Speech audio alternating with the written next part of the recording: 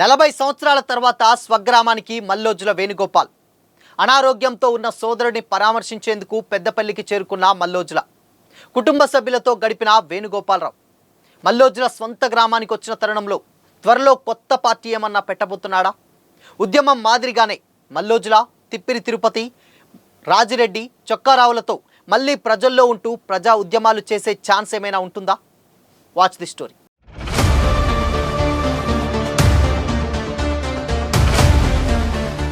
నమస్తే, welcome to Disha TV. సాయుధ పోరాటాన్ని వీడి జనజీవన స్రవంతిలో కలిసిన మాజీ మావోయిస్టు అగ్రనేత మల్లోజుల వేణుగోపాల్ అలియాస్ సోను దాదాపు 4 దశాబ్దాల విరామం తర్వాత స్వగ్రామంలో అడుగుపెట్టారు.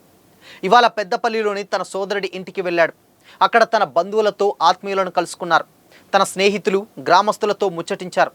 ఇంతకాలం దండకారణ్యంలో ఉన్న మల్లోజుల గ్రామానికి రావడంతో ఆయనను చూసేందుకు ఆయనని పరిచయస్తులు కానీ పెద్ద ఎత్తున అక్కడికి వచ్చారు. అక్కడ వారందరినీ మల్లోజుల సరదాగా పలకరించి మాట్లాడారు. వారితో తనకున్నటువంటి పాత జ్ఞాపకాలను ఈ సందర్భంగా నెమరు వేసుకున్నారు. పెద్దపల్లికి చెందిన మల్లోజుల వెంకటయ్య మధురమ్మకు 3వ సంతానంగా జన్మించారు వేణుగోపాలరావు. సోదరుడు మల్లోజుల కోటేశ్వరరావు అలియాస్ కిషన్జీ పిలుపుతో 1981లో అడవి బాట పట్టారు. అప్పటి నుంచి అజ్ఞాత జీవితం గడుపుతున్న మల్లోజుల గత ఏడాది అక్టోబర్లో తన 44 ఏళ్ల సాయుధ ఉద్యమ ప్రస్థానానికి ముగింపు పలుకుతూ మహారాష్ట్ర సీఎం దేవేంద్ర ఫడ్నవీస్ సమక్షంలో తన సహచరులతో 60 మందితో లొంగిపోయారు. ఆ తర్వాత మల్లోజుల ఒక్కసారి కూడా గ్రామానికి రావాలని ఆయనతో అనుబంధం ఉన్నవారు పిలుపునిచ్చారు. కానీ ఇప్పటి వరకు ఆయన గ్రామంలో అడుగుపెట్టలేదు. అయితే తన సోదరుడు అంజన్న అనారోగ్యంతో బాధపడుతున్న సమాచారం తెలుసుకుని ఆదివారం మల్లోజుల పెద్దపల్లిలోని తన సోదరుడిని పరామర్శించేందుకు వచ్చారు. సుదీర్ఘ కాలం తమకు దూరంగా ఉంటున్నటువంటి మల్లోజులను చూసి ఆయన కుటుంబ సభ్యులు పరిచయస్తులు ఆనందం వ్యక్తం చేశారు. ఆయనతో ఫోటోలు దిగారు. అయితే 2022లో మల్లోజుల వేణుగోపాల్ తల్లి మల్లోజుల మధురమ్మ మరణించారు. ఆ సమయంలో తల్లి అంత్యక్రియలకు సైతం మల్లోజుల హాజరు కాలేదు. ఆ తర్వాత అమ్మ నన్ను మన్నించు అంటూ అజ్ఞాతం నుంచే ఎమోషనల్ అవుతూ ఒక భావోద్వేగ లేఖను విడుదల చేశారు. ఇప్పుడు బహిరంగ జీవితంలోకి వచ్చిన నేపథ్యంలో సుదీర్ఘ విరామం తర్వాత తన స్వగ్రామానికి వచ్చి తన పాత స్మృతులను గుర్తు చేసుకున్నారు. మల్లోజుల స్వగ్రామ పర్యటన అంతా పోలీసుల కనుసన్నల్లోనే సాగుతుంది. ఆయన వెంట వచ్చినటువంటి మహారాష్ట్ర పోలీసులు మల్లోజుల కదలికలను సునిశ్చితంగా పరిశీలిస్తున్నారు. ఈ సందర్భంగా మీడియాతో మాట్లాడేందుకు కూడా మల్లోజుల నిరాకరించారు. అయితే ఇప్పుడు మావోయిస్టు ఉద్యమ అగ్రనేతలందరూ కూడా వరుసగా లొంగిపోతున్నటువంటి సిచ్యువేషన్స్లో అందరూ కూడా ఒక్కొక్కరిగా లొంగిపోతున్నారు. గతంలో మల్లోజుల వేణుగోపాల్, ఇప్పుడు లేటెస్ట్గా తిప్పిరి తిరుపతి అలియాస్ దేవ్జీ, అదేవిధంగా మల్లా రాజిరెడ్డి, అదేవిధంగా బడే చొక్కారావు, అదేవిధంగా నూనె నరసింహారెడ్డి లాంటి మావోయిస్టు అగ్రనేతలందరూ కూడా వరుసగా ఒక్కొక్కరు లొంగిపోతున్నటువంటి టైంలో చాలామంది ఉన్నటువంటి మావోయిస్టులు ఎక్స్ మావోయిస్టులు ఎవరైతే ఉన్నారో వాళ్ళందరూ కూడా అజ్ఞాతం నుండి బయటికి రావాలని కూడా చాలామంది పిలుపునిస్తున్నారు.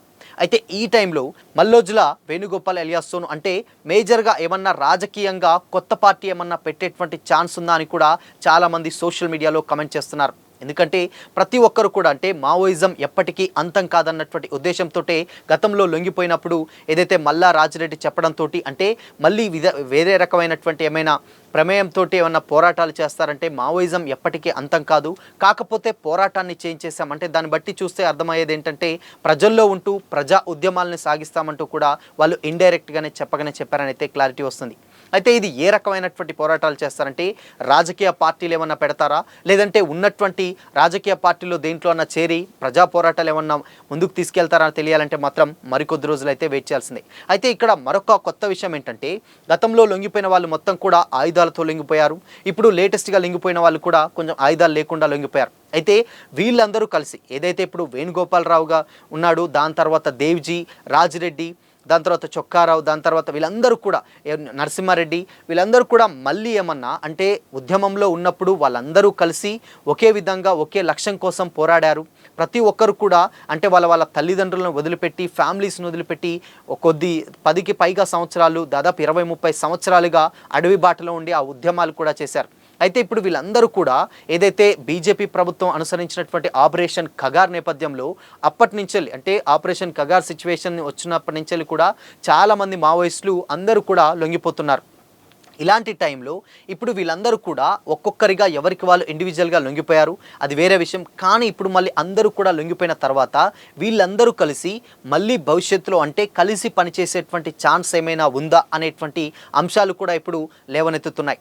అయితే ఇప్పుడు ఎవరైతే ప్రజా పోరాటంలో చేస్తామన్నది ప్రతి ఒక్కరు కూడా అదే విధంగా చెప్తా ఉన్నారు. అయితే మళ్ళీ వీళ్ళు ఏదైతే ఉద్యమంలో కలిసి పనిచేసినటువంటి నేతలు, మావోయిస్ట్ నేతలు ఎవరైతే ఉన్నారో వాళ్ళందరూ మళ్ళీ ఒక తాటి మీదకి వచ్చి ప్రజా పోరాటాలలో జనజీవన స్రవంతులు ఏమన్నా పోరాటాలు చేసేటువంటి ఛాన్స్ ఉంటుందా అని కూడా రకరకాలైనటువంటి చర్చలు అయితే జరుగుతున్నాయి.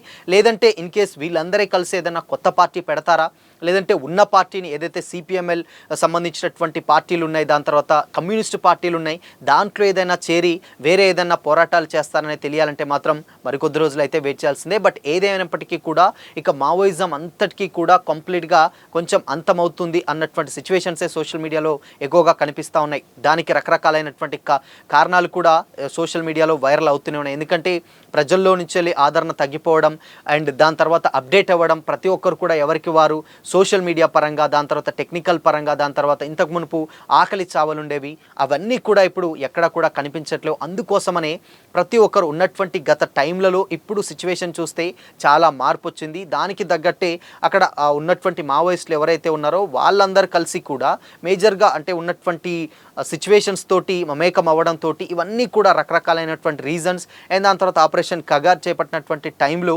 మేజర్గా ప్రభుత్వం దగ్గర రకరకాలైనటువంటి అప్డేటెడ్ వెపన్స్ ఉండడం, దాని తర్వాత వీళ్ళు ఏదైతే మావోయిస్టులు టెక్నాలజీ వాడితే ఈజీగా వాళ్ళు ట్రేస్ అవుట్ చేయడం, ఇలాంటి రకరకాలైనటువంటి కారణాల వల్ల మావోయిస్టులు అందరూ కూడా గతంలో చాలామంది ఎన్కౌంటర్ అయ్యారు. దాని తర్వాత చాలామంది లొంగిపోయారు. కొంతమంది ఆయుధాలతో లొంగిపోయారు, కొంతమంది ఆయుధాలు లేకుండా కూడా లొంగిపోయారు. ఈ టైంలోనే దాదాపు ఏంటంటే ముఖ్యమంత్రులతోటి అండ్ మంత్రులతోటి భేటీలు కూడా జరుగుతున్నాయి. అయితే వీళ్ళందరూ కూడా కంప్లీట్గా వీళ్ళు చేసేటువంటి భేటీ కూడా దేనికోసం అంటే ప్రజా ఉద్యమాలలో ఇంకేదన్నా చేస్తారా, లేదంటే కొత్తగా ఏమైనా అడుగు పెడతారా అనేది తెలియదు. కానీ బట్ ఓవరాల్గా మాత్రం ఇది నిజంగా ఒక చర్చకు దారి తీసేటువంటి అంశంగానే కనిపిస్తూ ఉంది. అయితే మల్లోజుల లొంగిపోయినప్పటి నుంచి కూడా స్టిల్ ఇప్పటి వరకు కూడా తన స్వగ్రామానికి వెళ్ళలేదు. తన తమ్ముడికి బాలేదని తెలిసిన తర్వాతనే ఆయన అందులోకి వెళ్ళడం జరిగిందనమాట. అంతే తప్పితే ఆ ఊర్లోకి వెళ్ళడం జరిగింది తప్పితే ఇంత మునుపు ఎంతోమంది పిలిచినా కానీ వెళ్ళలేదు. బట్ ఈసారి మాత్రం ఆయన వెళ్ళారు. దానికి అనుసరణలో అంటే ఇప్పుడు వాళ్ళు ప్రజా ఉద్యమాల్లోకి వస్తామని చెప్పిన తర్వాత ఇన్ కేస్ వాళ్ళ కదలికలు కూడా మానిటరింగ్ చేస్తూ ఉంటారు పోలీసులు. కంప్లీట్గా మహారాష్ట్ర పోలీసులు ఎవరైతే ఉన్నారో వాళ్ళందరూ కూడా మఫ్టీలో ఉండడం జరిగింది. మఫ్టీలో కూడా మల్లోజుల కదలికలను కూడా చాలా క్షుణ్ణంగా పరిశీలిస్తున్నారు.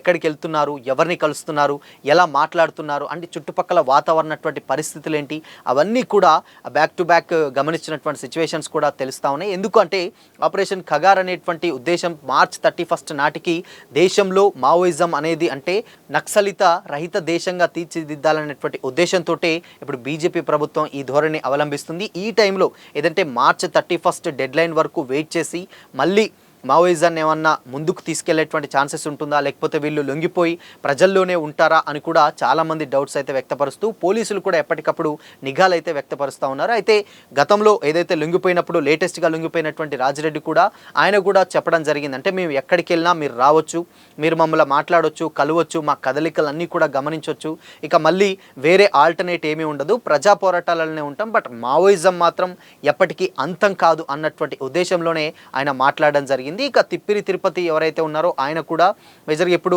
అన్ని విషయాలు మేజర్గా మేము చెప్పలేం, ముందు ముందు మరింత చెప్తామని కూడా వాళ్ళు చెప్పడం జరిగిందనమాట. బట్ ఏదేమైనప్పటికీ కూడా ఇప్పుడు బయటకు వచ్చినటువంటి మావోయిస్టులు అంతా కూడా ఇప్పుడు వేణుగోపాలరావు కావచ్చు, దాంట్లో రకరకాలైనటువంటి వర్గాలు ఉంటాయి. ఆ వర్గాల్లో ఉన్నటువంటి ఎవరైతే మావోయిస్టులు ఉన్నారో వాళ్ళందరూ మరి ఒకతాటి మీదకి వచ్చి పని చేస్తారా, లేదంటే ఎవరికి వాళ్ళు సొంతంగా చాలా వేరే రాజకీయ పార్టీలలోకి వెళ్తారనేది అయితే తెలియాల్సి ఉంది. మొత్తంగా ఇప్పుడు గతంలో ఎవరైతే మావోయిస్టులు ఎవరైతే దళంలో పనిచేసినటువంటి వాళ్ళు ఎవరైతే ఉన్నారో వాళ్ళు కూడా ఇప్పుడు రకరకాలైనటువంటి రాజకీయ పార్టీలలో కొనసాగుతున్నారు. వాళ్ళు కూడా వాళ్ళ ఉద్యమం రూపంలో వాళ్ళు చేస్తూ ఉన్నారు. కానీ ఇప్పుడు మేజర్గా ఏంటంటే ఇది ఒక అంతిమ దశకు చేరుకుంది.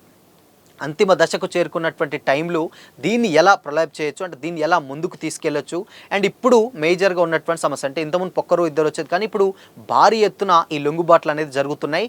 మరికొద్ది రోజుల్లో కూడా ఎవరైతే ఇప్పుడు అగ్రనేతలు ఎవరైతే ఉన్నారో వాళ్ళు ఇక లొంగిపోయిన తర్వాత సాధారణ కార్యకర్తలు కూడా ఎక్కువ రోజులు అక్కడ ఉండలేరు. సో అందుకోసమని ఉద్యమం అంతటి కూడా కొంచెం చిన్న భిన్న అవుతున్నటువంటి టైంలో ఎక్కువగా ఇక మార్చ్ 31 నాటికల్లా కూడా డెడ్ లైన్ విధించింది.